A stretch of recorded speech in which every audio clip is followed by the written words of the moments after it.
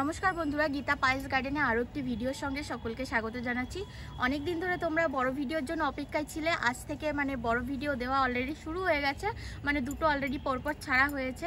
এখন থেকে রেগুলারিটি বড় ভিডিও তোমরা দেখতে পারবে। আর আজকে দেখাবো গোলাপের যত্ন, বর্ষায় কি করে তোমরা গোলাপ গাছের ফুল আনবে বা শীতের জন্য কিভাবে তোমরা রেডি করবে। আমাদের গোলাপ গাছে কিন্তু অলরেডি ফুল ফোটা স্টার্ট হয়েছে। যদি ভালো লাগে ভিডিওটি অবশ্যই কিন্তু সাথে থেকো। তো প্রথম থেকে শেষ পর্যন্ত দেখতে থাকো। নমস্কার বন্ধুরা, তো দেখাতে চলেছি আজকে কি করে গোলাপের যত্ন করবে এই বর্ষায় বা আগামী শীতে, কি করে বেশি ফুল পাবে বা গাছ ঝাঁকড়া হবে সেটার জন্যই। তো দেখো, এই আমার এখনো কিন্তু 12 মাস বেশ ভালো মোটামুটি ফুল ফুটছে, শীত না হলেও।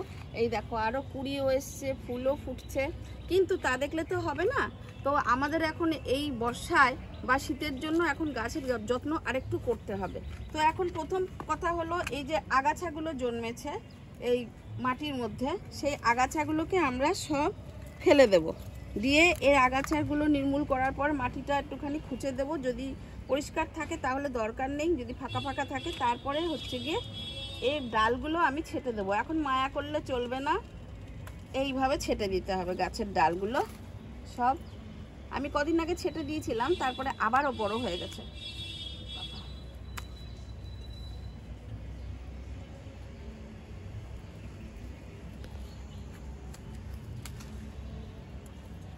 দেখো কি সুন্দর ফুলগুলো ফুটেছে, আরো কুড়ি এসছে, কিন্তু ওই টেনশন করলে তো হবে না। এখন আমাদের কেটে দিতে হবে যাতে পরবর্তীতে পুরো ঝাঁকড়া হয়ে যায় গাছ। এই দেখো,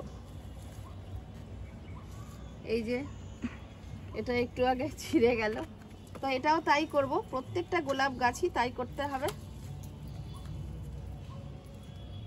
এই দেখো কি সুন্দর হয়ে আছে।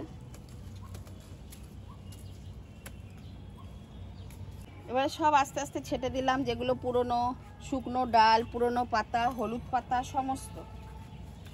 কিন্তু তারপরে হচ্ছে এই যে শুকনো ডাল একটা আছে, এই যে এইটা কিন্তু একটা শুকনো এলা ডাল ছিল, এই এলা ডালটাকেও আমরা কেটে দেব।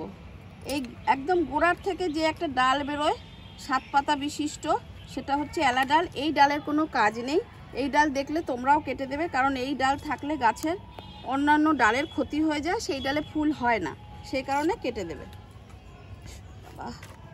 বন্ধুরা, এরকম নিয়ে নিয়েছি একটা কাপের মধ্যে এই যে সাব ফাঙ্গিসাইড। তোমরা অনেকেই বলো এটা বাসন মাজার সাবান। না, এটা বাসন মাজার সাবান না, এটা হচ্ছে সাব ফাঙ্গিসাইড।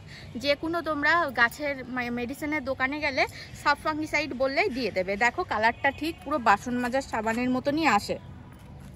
কাপের মধ্যে সবসময় আমাদের গোলানো থাকে, আর হচ্ছে প্রতিটা গাছে প্রায় দেওয়া হয় বলে এটা সবসময় গুলিয়েই রাখি। তো অল্প কম ছিল, জল বেশি পড়ে গেছে, তার জন্য একটু গুলিয়ে নিলাম। একটা তুলি রেখেছি, হাত সবসময় দেওয়া সম্ভব হয় না।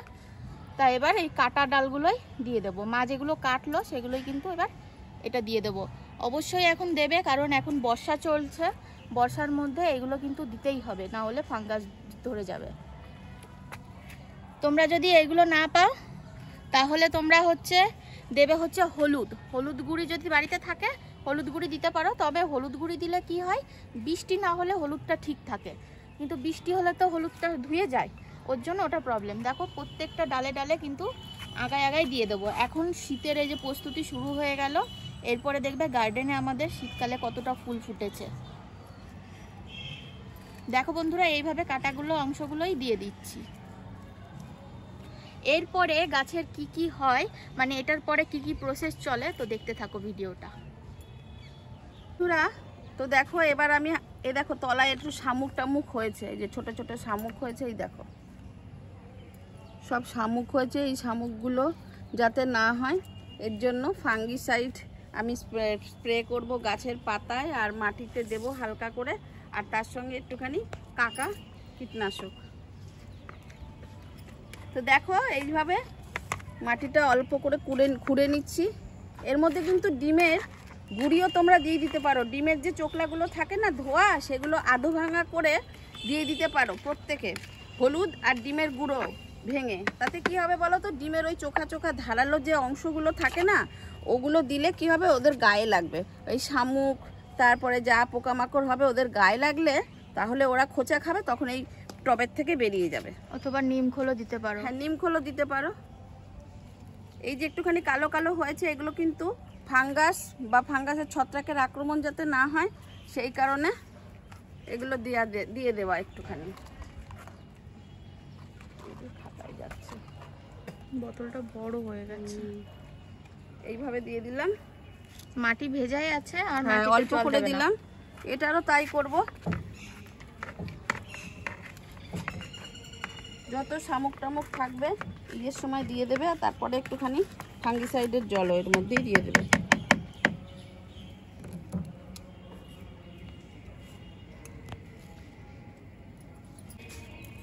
এটা হচ্ছে একটা মিক্সড খাবার, তোমাদের আগেও বলেছি বা আমার ভিডিও আছে। এর মধ্যে শিংকুচি, হাড় গুঁড়ো, নিম খোল বা হলুদ দিতে পারো, তার সঙ্গে এমনি জৈবভাবে আরও যেগুলো হয় কলার খোসার গুঁড়ো, সব কিছু দিয়ে আমি একটা মিক্সড খাবার তৈরি করেছিলাম। প্রায় 3 মাস রেখে দিয়েছিলাম খাবারটা। তারপরে খাবারটা শুকিয়ে গেলে, ওর ঝাঁঝটা বেরিয়ে গেলে তারপরে এটার মধ্যে দিচ্ছি। অবশ্য ঝাঁঝ এটার মধ্যে কিছুই নেই, কারণ আমরা তো রাসায়নিক উপায়ে করি না কিছু, আমরা জৈব উপায়ে করি বলে যারা জৈব উপায়ে করবে তারা কিন্তু 7 দিন বা 15 দিন করে মাটি রেখে দিয়ে করতে পারো। তো এরকমই দিচ্ছি। তার সঙ্গে সাইডের গুঁড়ো এই যে দিয়ে দিচ্ছি। তোমরা চাইলে হলুদও দিতে পারো। এইভাবে দিয়ে দেবে সবটার মধ্যে। তারপরে এই যে আমি কীটনাশকটা করে রেখেছি এটা দিয়ে দিচ্ছি, স্প্রে করে দিচ্ছি। এইভাবে তোমরা অন্তত 15 দিন পর পর করবে। কাজ করতে পারো, ছাই দিতে পারো, কিন্তু ছাইও কিন্তু ভালো কীটনাশকের কাজ করে। আমাদের গোলাপ গাছ পরিচর্যা করা কিন্তু কমপ্লিট হয়ে গেল। তোমরাও যদি এরকম ফুল পেতে চাও বা শীতকালে, তো তোমরা কিন্তু এরকম প্রসেসে করতে পারো। আর ভিডিওটি ভালো লাগলে অবশ্যই লাইক, শেয়ার, সাবস্ক্রাইব করো।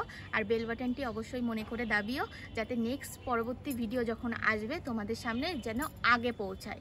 কেমন লাগলো ভিডিওটি অবশ্যই কিন্তু কমেন্টে জানিও। দেখা হচ্ছে পরবর্তী ভিডিওতে। সকলকে ধন্যবাদ ভিডিওটি দেখার জন্য। Tata tata.